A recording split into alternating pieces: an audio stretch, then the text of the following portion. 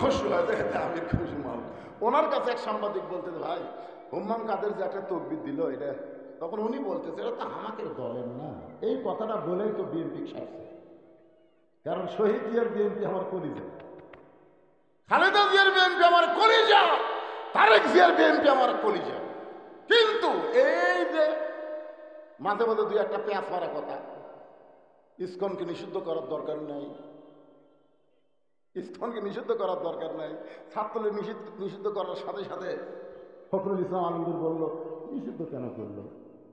চিন্তা করেন, আমি তো হিসাব করে দেখছি আওয়ামী লীগ সরকার সবচেয়ে বেশি অত্যাচার করেছে বিএনপিকে। বিনা দোষে সাবেক তিনবারের প্রধানমন্ত্রীকে বিনা দোষে 6 বছর জেলখানায় বন্দি রাখছে, বিদেশের বাড়িতে তার চিকিৎসা করতে দেয়নি। তারেক জিয়া যে অত্যাচার করছে ভাই, হাসিনার মতো একটা লেডি হিটলার, সে বলেছে আসুক, দেখছেন আসুক, কত বড় বাপের বেটা আসুক, দেখো তুমি আসার পর তো তারেক যে অল্প দিনের মধ্যে বাংলাদেশে আসবে ইনশাআল্লাহ।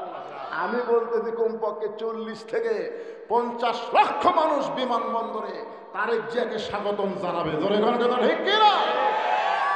বিএনপি আমাদের দল, আমরা মুসলমানেরা বিএনপিকে অত্যন্ত ভালোবাসি, কিন্তু মাঝে মাঝে দুই একটা ফেসকা কথা এইটা বলা ঠিক না। আমরা আজীবনের জন্য বক্তব্যে যেটা বলবো সংসদেও সেটা কার্যকর করবো। ধরে কথা ঠিক কিনা? লিল্লাহে তাকবীর। আওয়ামী লীগ বাদ দিয়ে খালি বিএনপি, জামাত, তাবলীগ, পীর মুরিদ আমরা সবাই আল্লাহ আকবার বলবো। সমস্যা আছে? আচ্ছা, আলহামদুলিল্লাহ। এখন আসেন যেই কথা বলতেছি, আল্লাহ বলতেছেন ওয়ানুনাজ্জিলু মিনাল কুরআনি মা হুয়া শিফাউ ওয়া রাহমাতুল লিল মুমিনিন। এই আয়াতের বাংলা অর্থ হলো সব সমস্যার সমাধান। আপনারা স্লোগান জানেন না? আমি যেই বলবো সব সমস্যার সমাধান, আপনার বলবেন দিতে পারে আল কোরআন। এই কোরআনের উপর বিশ্বাস আছে? তাহলে সবাই বলবেন সব সমস্যার সমাধান আল কোরআনের আলো। ঘর বাদ দেন তো, কিসের ঘর? আমি যে বল আল কোরআন, আপনার বলবেন সব জায়গায় জালো। সব জায়গার মধ্যে সংসদ আছে না নাই? হ্যাঁ, এই জন্য আল কোরআনের আলো, কোরআন হাদিস যেখানে,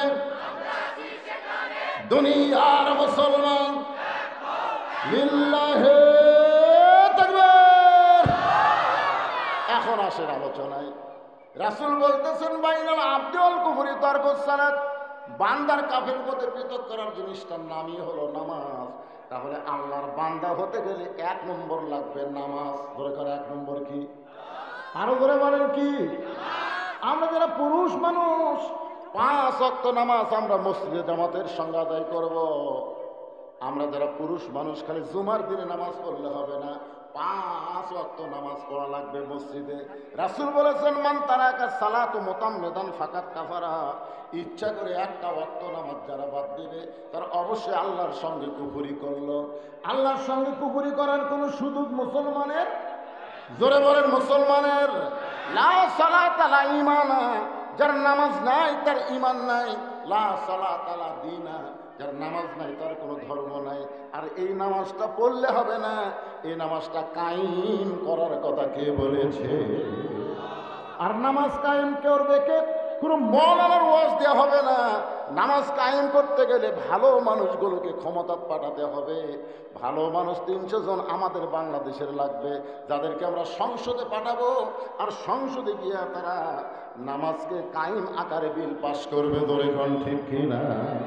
ওই মমতাজের মতন গায়িকাকে আমরা সংসদে আর পাঠাবো, ফেরদৌসের মতন নায়ককে আমরা পাঠাবো না। সংসদে যারা যাবে 300 জন ভালো মানুষকে আমরা সংসদে পাঠাবো। 1 নম্বর কারণ হলো নামাজকে কায়েমের বিল পাস করা লাগবে।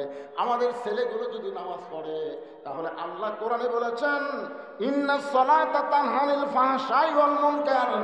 একমাত্র নামাজই পড়ে মানুষকে যাবতীয় খারাপি থেকে বাঁচায় দিতে। আমাদের ছেলেগুলোর হাতে যে মোবাইল আছে রে ভাই, এরা ঘরের দরজা বন্ধ করে দিলে, জানলা বন্ধ করে দিলে, যখন রাত 11টা বাজে মনে করে বাপ মা ঘুমাইছে, হয়েছে, এখন ইউটিউবে অশ্লীল ভিডিও দেখতেছে। এরকম ছেলে আছে না নাই? কিন্তু ওই ছেলে যদি 5 ওয়াক্ত নামাজ পড়ে ওই অশ্লীল ভিডিও আর দেখতে পারবে না। ঘোষণা করেছেন কে? মোবাইল থাকতে পারে কিন্তু খারাপ কিছু তারা গ্রহণ করবে না। আমরা মুরব্বী মানুষ তো ভালো হবে। আমি তো আগে আপনাদের শোনাইছি, যখন হবে চামড়া ঢিল আল্লাহর সাথে দিবে মিল। বুড়া হলে ভালো হবার ছেলে হবে না। সারা জীবন ঘুষের চাকরি করছে, এখন চাকরি যখন চলে গেছে তখন তওবা করতেছে, চাকরি শেষ, এখন তওবা করতেছে, আল্লাহ আমি আর জীবনে ঘুষ খাবো না, আল্লাহ আমি আর জীবনে ঘুষ খাবো না। আর দুই কান্তে দুই ফেরেশতাকে, আল্লাহ এই শয়তানের গালত কেটে চড় বসাবো। যতদিন ঘুষের চাকরি করছে ততদিন তওবা করেনি, এখন চাকরি গেছে আর তওবা করতেছে। এখন তার ঘুষের চাকরি নেই, খাবি করতে। যখন চামড়া ঢিল হবে তখন 5 ওয়াক্ত নামাজ মসজিদে ধরছে, রুকু সেজদা ঠিক মতো আর করবার পারে না। দুই একজন সিয়ারলে মসজিদে আসে, জোরে করে কথা ঠিক কিনা? একের মসজিদের মধ্যে সিয়ার ঢুকলে ওই মসজিদের কমিটিকে আল্লাহ বানবি। ওই কমিটি, এই তুই কেমন কমিটি রে? আমার ঘরের মধ্যে সিয়ার ঢোকে, আল্লাহ বলেছেন কুমুলিল্লাহি কানিতিন, দাঁড়াতে হবে আল্লাহর জন্য আনুগত্য নিয়ে। কোন সিয়ারে বসে নামাজ মুসলমানের হবে না। জোরে করে কথা ঠিক কিনা? সারা জীবন শালা শয়তানি করছে আর বুড়া বসে সিয়ারলা মসজিদে যাচ্ছে।